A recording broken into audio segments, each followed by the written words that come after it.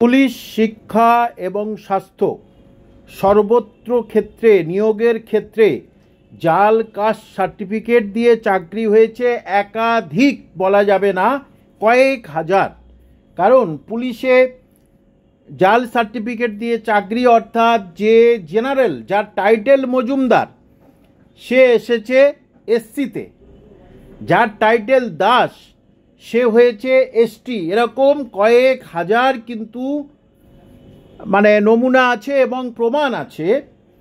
এবং সেই জন্যেই পুলিশ দপ্তর থেকে বিভিন্ন থানায় এবং বিভিন্ন ডিএম অফিসে এটার অনুসন্ধান শুরু করেছে। এবং সেই অনুসন্ধান শুরু করলে কি হবে, এইভাবে তো অনেকজন বঞ্চিত হয়েছে। এবং শিক্ষক ক্ষেত্রে এই যে হাওড়ার তৃণমূল নেতার অবৈধ শিক্ষকতার চাকরি, সিরাজুল ইসলাম নাম, দীর্ঘদিন ধরে প্রায় 10-12 বছর ধরে হাওড়ায় একটি বিদ্যালয়ে সে জাল নথি দিয়েই চাকরি করছিল এবং শিক্ষকতা করছিল। দেখা যায় তারপরে সেটা অনেক আগে থেকে সেটা জানাজানি হয়েছে, কিন্তু এই সরকার এফআইআর করেনি। কারণ কি বলুন তো, শিক্ষা সেল, আর তার ওপর সংখ্যালঘু নেতা, কিছু করা যাবে না, আমার সংখ্যালঘু ভোট কমে যাবে। যে সুতরাং প্রথমে হাইকোর্ট গেল, হাইকোর্টের সিঙ্গেল বেঞ্চ না করে দিল যে চাকরি বাতিল।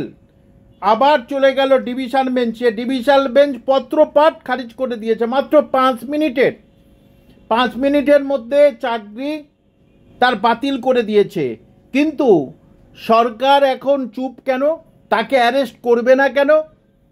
সাধারণ ছেলে মেয়ে যারা এদিক ওদিক ঘোরাঘুরি করছে, বা আপনারা যারা ওই চাকরির আন্দোলনের জন্য যাচ্ছেন, তারা তো কোনো অন্যায় করেনি, তাদেরকে জোর করে ধরে গাড়িতে করে লালবাজারে নিয়ে যাচ্ছে কেন? এবং ওবিসি মামলা অথই জলে, ওবিসি মামলা যে আবার এই যে মাননীয় শুভেন্দু অধিকারী তিনি আবার হাইকোর্টে কেস করবেন, অর্থাৎ 3 মাসের মধ্যে যেটা কমপ্লিট করবে বলেছে সুপ্রিম কোর্টে, সেটা তো অনেক আগে আপনাদের বলেছি 3 মাসে কোনো দিনই সম্ভব নয়।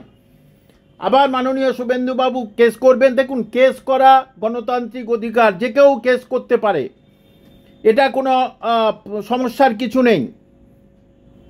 কিন্তু কোর্ট সেটাকে বিচার করবে, কোর্ট বিচার করবে যে এই কেসটা সঠিক না বেঠিক। ঠিক, তাহলে এই অবস্থায় রাজ্যের চাকরি প্রার্থীরা কি করবে? তারা তো বুঝতে পারছে 4-5 মাস তাদের কিন্তু কোনো কিছু চাকরি বাকরি কিছু হবে না। তাহলে তারা কি করবে? তাদের বয়স চলে যাচ্ছে, তারা হতাশায় ভুগছে। যে সরকার মানুষকে শুধু হতাশা দেয় এবং আশাহীনতা দেয়, লজ্জা দেয়, কষ্ট দেয়, সে সরকারের কিভাবে বলতে পারে যে এই পশ্চিমবঙ্গের সরকার সেরা সরকার?